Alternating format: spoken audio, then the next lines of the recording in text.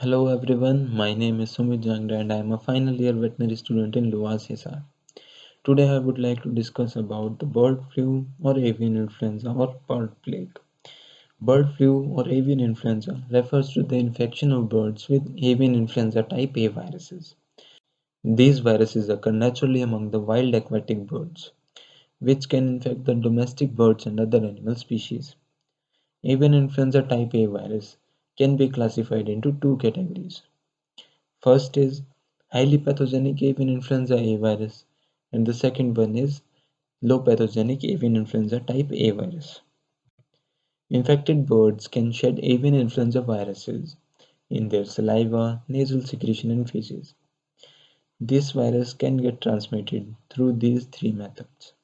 First is the ingestion of contaminated feed. Second is through direct contact with the infected bird. Third is through air droplets or through dust. Bird flu infection in people are rare, but it is possible, and most of the reported cases of bird flu infection in human beings are due to direct contact with the infected birds or through contaminated surface. As we can see in this picture that a human being can get infected after touching the infected birds and then touching its face. Bird flu can also transmit. Infected bird can shed the virus in the environment, and when these viruses get inhaled by any human being, then he or she get infected. Again, in this picture, it is shown that the human can get infected after touching infected birds and then touching their eyes, nose, or mouth. A healthy human being can get infection after direct contact with the contaminated surfaces. The person to person the spread of bird flu is not common, but there are certain high risk groups like children under the age of 2 and adults over the age of 65, pregnant women, and these are the initial symptoms that we can see in the influenza infection, and these initial symptoms are sore throat, sneezing, running nose, and in later stages the infection that we can see are fever, muscle pain, body ache, sweating, headache, etc. These are the clinical signs that we can observe in infected human being.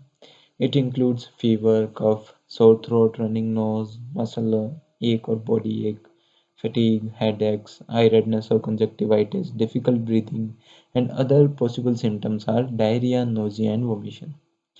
Clinical sign in birds. Now, severity of disease in birds ranging from the mild to the fatal form. The mild form or the inapparent form is more common. In per acute form, 100% mortality is seen within the 48 hours.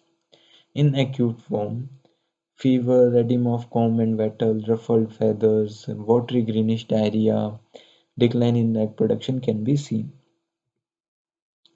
When an flock get infected with the avian influenza type A virus, then depopulation of the infected flock is carried out. Now, in some places, instead of depopulating the entire flock, we can also prefer the control and eradication program. In control and eradication program, the entire exposed flock is quarantined and then the individual bird who is infected get culled. Now, these are the protective action that you can take to prevent yourself from getting infected.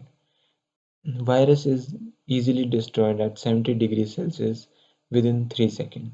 So, before consuming the meat or egg, we should properly cook them at 70 degrees Celsius or more. Avoid contact with domestic birds that appear ill or have died. As a general precaution, we should observe the wild birds from a distance. These are the diagnostic tools that we can use to detect influenza infection. First is the gold standard test. The gold standard test for avian influenza is virus isolation. Virus isolation means the growing of avian influenza A viruses on cell lines.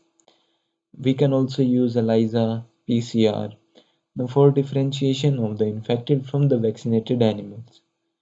We can use neuraminidase inhibition test and hemagglutination inhibition test.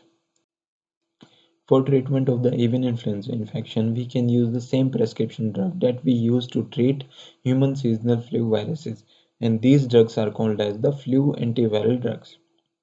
Most of the influenza viruses are susceptible to the oseltamivir, peramivir, and zanamivir. This antiviral treatment should not be delayed while waiting for the laboratory test results. Influenza viruses can also show the antigenic drift and antigenic shift. Antigenic drift occur due to the accumulation of the mutation over a large period of time. Antigenic shift occur due to large sudden mutation. In antigenic shift, there is only phenotypic change, not in the genotype. But in antigenic shift, there is mixing of two genome of two viruses. For example, as it is shown in the image, virus C has genome of both virus A and virus B. But in case of antigenic drift, there is only change in the epitopes of the virus. For example, in virus A it is triangular in shape, but in virus B it is rectangular in shape. So this is the table for summarizing the difference between the antigenic drift and antigenic shift. The first point is antigenic drift is a mechanism for variation by viruses which involves accumulation of mutation within the antigenic binding sites. These are the antigenic binding sites, and first of all, as I told you earlier, that it is triangular in shape and now its shape has changed. So antigenic shift means a sudden shift in the antigenicity of a virus resulting from the combination of the genome of two viral strains. In antigenic drift, there is minor antigenic change, but in antigenic shift, there is major antigenic change. Antigenic drift results in new viral strain, but antigenic shift results in new subtype of virus.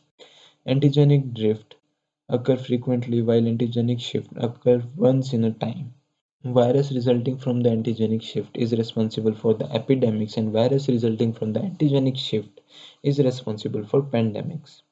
Virus resulting from the antigenic drift is easy to treat, while virus resulting from the antigenic shift is difficult to treat.